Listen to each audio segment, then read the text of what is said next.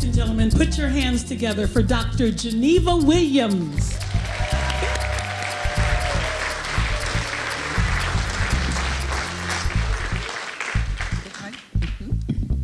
2 years ago, I was just getting home from a trip, and my younger sister Janelle calls and says, "Gigi, Daddy's gone."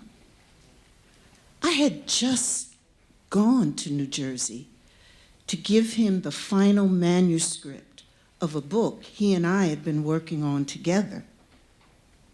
I wanted to write the book because Ermon K.Jones was my hero. He wanted to write the book for historical reasons.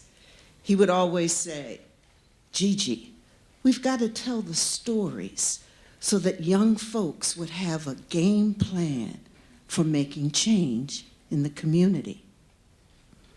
My dad was a fearless civil rights leader who lived, worked, and helped shape a small town on the Jersey Shore called Neptune. So I had decided that the best way to tell his story was through conversations between him and me. I'd turn on the recorder, set up the mic, and we'd talk for hours. He in a special spot on his favorite couch, me sitting across from him in my favorite red chair that we had brought together on a shopping trip. It was slow going at first because of the heartache. His college sweetheart and wife of 66 years, Blanche, my mom, died in 2014. In 2015, my husband, we had 40 unbelievably awesome years of marriage, died. Otha. My dad and I shared the loss of our spouses. Grief was all around us, but time was not on our side. Dad was turning 92, so we had to press on, alone, yet together. Besides, he had told everybody in town, "Gigi's writing a book about me." So I had just gone back to give him this manuscript, and I wanted to know what his thoughts were about it. A few days later, he has trouble breathing, and he's rushed to emergency. And while I'm talking to the doctors on the phone, he grabs the phone and says, and ignoring my cries about, "Are you all right?" he says, "Gigi, I read the book. It's good, good, it's good." In that instant, I know that he knows the end is near. And he's telling me his story is complete. Go tell it. Honor him. And it is good. Now, I could have written my dad's story just by walking into my parents' home and transcribing the words from all the plaques and certificates all along the wall, or in reading the hundreds and hundreds of newspaper articles about him. But I didn't need those things to get lessons. I remember I was in middle school in history class. Now, I can't remember the exact textbook images, but they're derogatory about black people, and I'm uncomfortable. So I go home to my parents and tell them and complain. My dad's sitting in his favorite chair, reading a newspaper. My mom's sitting over at the dining room table, writing a note to her sister. They stop, listen, and then my dad says, without even consulting with my mom, "Tomorrow, Gigi, your mother and I want you to go back to school and tell the teacher how you feel." And then they continue doing what they're doing. What? Me front off the teacher? but I'm really sweating because I'm worried about what the other kids are going to say about me. So I yell, "I can't do that." My dad puts down the paper, looks up, calm, says, "Gigi, yes, you can, because that's what you're supposed to do. You're supposed to speak up for what you believe is right. So go ahead and do it, and it'll be all right." Well, I'm scared. But you know, fear has a way of disappearing when something more important shows up, like my parents wanting me to do what they said for me to do. So I go back to school the next day, scared, go into class, raise my hand, and in a shaky voice, speak my piece. And to my amazement, my teacher listens. In fact, asks me questions, and we engage in conversation. And then after school, some of my friends tell me I was cool. I was scared.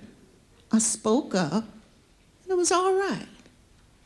Like the time Daddy told me about his interview with a 2-star general for this highly placed job in the government that he wanted very badly. But the general kept jugging him, kept harassing him about, because he couldn't understand how my dad could do a good job for him at the fort and at the same time continue to work in the community with the NAACP. So my dad told him, "General, I'm going to be the very best person you would have ever hired for this job and do the best that I can. But when my tour of duty is over during the day, I'm going right back to the community and do my best for my people." The general hired him. The general respected my dad, and so did others. I was young when I heard this knock on the door and opened it, and 3 men, 3 garbage men in their uniforms stood there, hats in hand, asking to speak to Mr. Jones. I yelled, "Mom, Dad."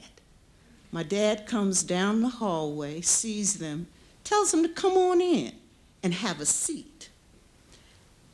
Now, I can't wait till, wow, Mom sees them sitting on her furniture in their uniforms. She's in the kitchen. She comes out, smiles, and invites them to sit down too. I'm stunned.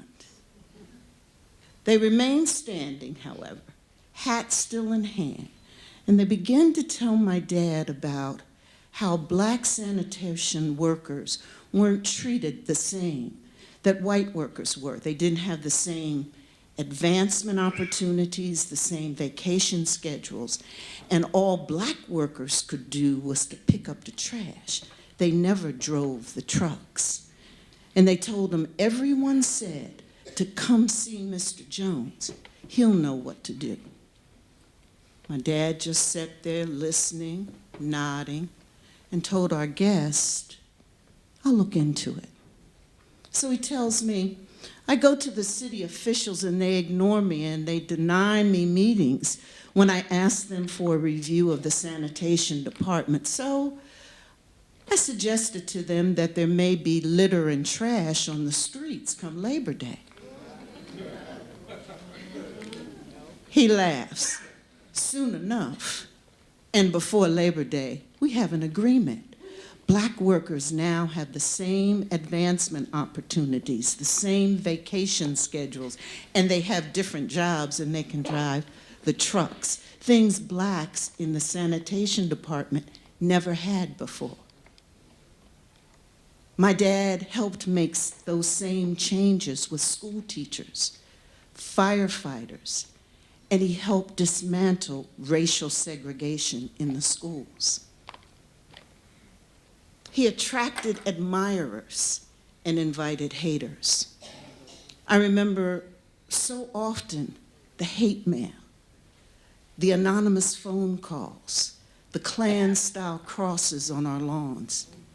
Dad reminds me, I was at a meeting about desegregating the schools, and during a short recess, a man comes up to me and says, "Ermon, if you continue to do what you're doing, you won't be around for long." I asked my dad, "Well, what did you do?" He said, "I didn't do anything." He said, "I just walked away."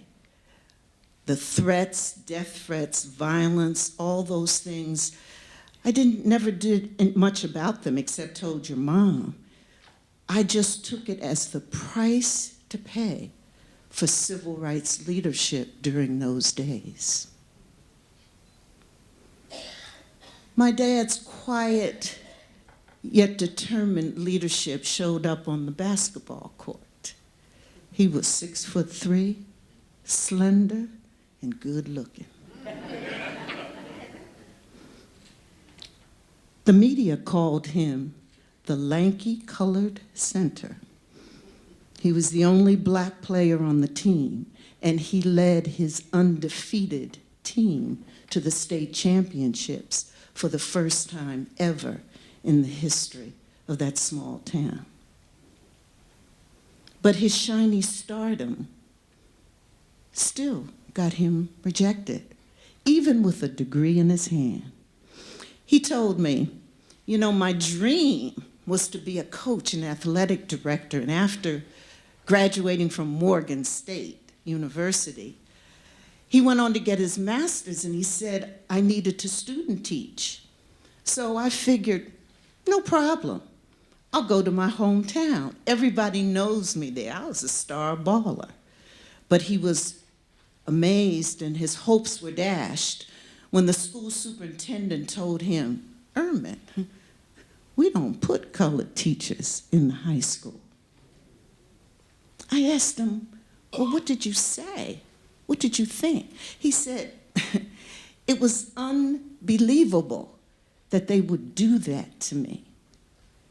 We both sit and think and shake our heads. And I look around the walls and say, "Well, Dad, it is unbelievable, but you know what really is ironic? That the town that you fought for social justice in, the town that rejected you often, years later inducted you into the Neptune Hall of Fame. And because of your lifetime of service in the town, declared October 20th as Ermon K.Jones Day." He smiles and says, "Yeah, I do appreciate the contributions that people recognize now that I made. So I can't wait. That's just my segue into the next question. So I say, Dad, what's the greatest contribution you ever made to civil rights?" Oh, shucks, he leans back. I know the story that's coming. He says, "You were 10 years old. It was in June, on a Sunday afternoon in 1969. Me and your mom go to fill out an application to move into this gorgeous, beautiful, newly developed housing area. The sales agent on the phone said, 'Come on down. We got plenty of applications.' But when we got there, none were there, nor for the several times later that we went. Finally, we go back again. This time, I take my pastor with me, who asks, 'Why can't you build a home for Mr. Jones?' The salesman shakes his head and says, 'The developer does not build houses for Negroes.'" Now, I've heard this story 100 times, but this is the first time I ask him, "Dad, take me to that moment when you were told that? What did you feel? He said, I couldn't believe it. I was raised in this town, went to the schools, was a star athlete. I was a soldier serving America. I remembered the lost dreams I had of coaching, and I thought about the unfairness of it all, and I decided I wasn't going to take it anymore. He goes on to say, the media reported it as big news all over the state that a Negro was suing to move into a white neighborhood.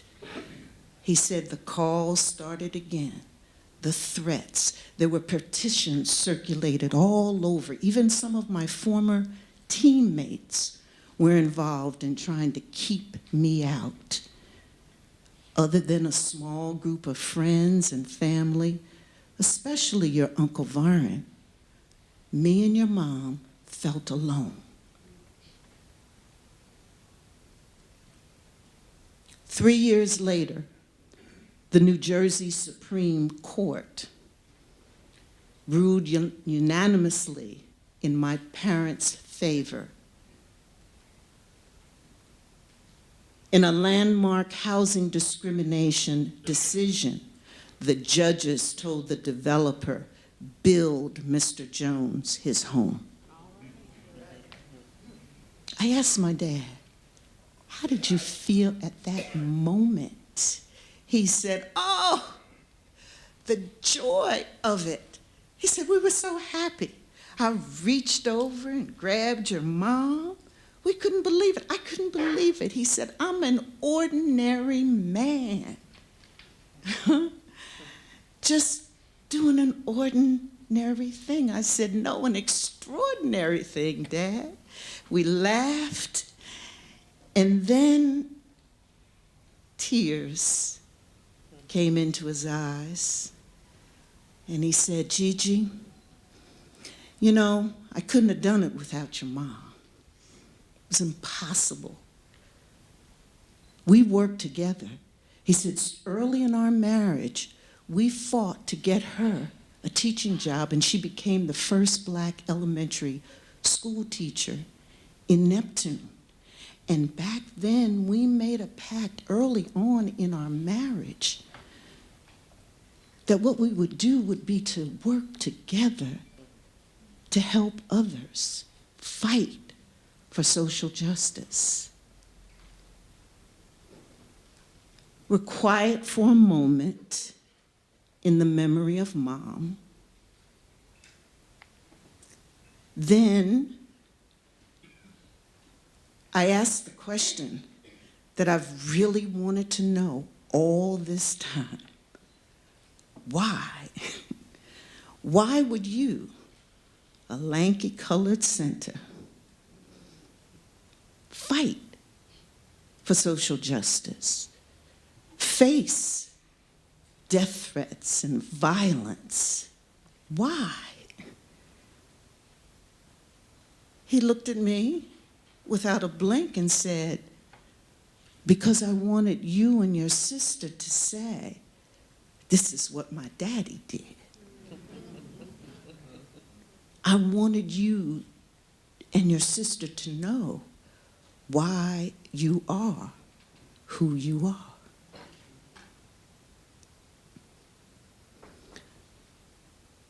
So I'm on the phone listening to my sister crying, and I know that here comes grief again. My daddy, my hero, is gone. I'm sad, yet satisfied, because I know why I am who I am. Yeah.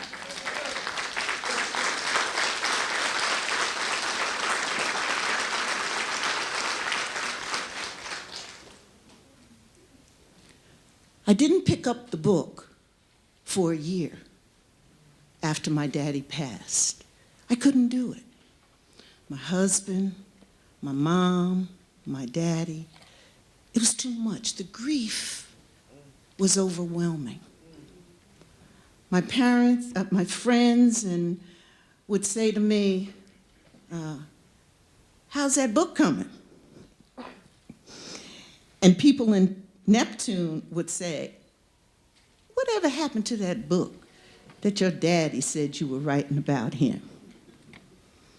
It was my editor who got me going. He said, you've got to pick out a couple of quotes for the beginning of the book that capture the essence of your dad and are said by someone he loves. So I'm strolling through this long list of quotes, and I gasp. I say, oh, there it is. I see the words that inspire me, the words that get me to take a deep breath, pull my big girl pants on, and move forward to finish my daddy's book. And they're words by my daddy's greatest hero. In his inaugural address, Barack Obama said, let it be said that our children's children knew when we were tested, we did not turn back. That we carried the gift of freedom,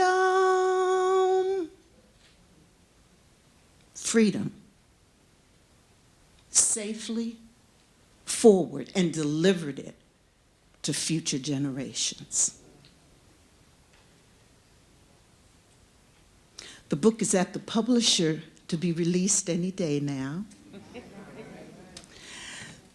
The story of how my daddy ignited, changed, and won will be delivered. I'm satisfied, and it is good. Thank you.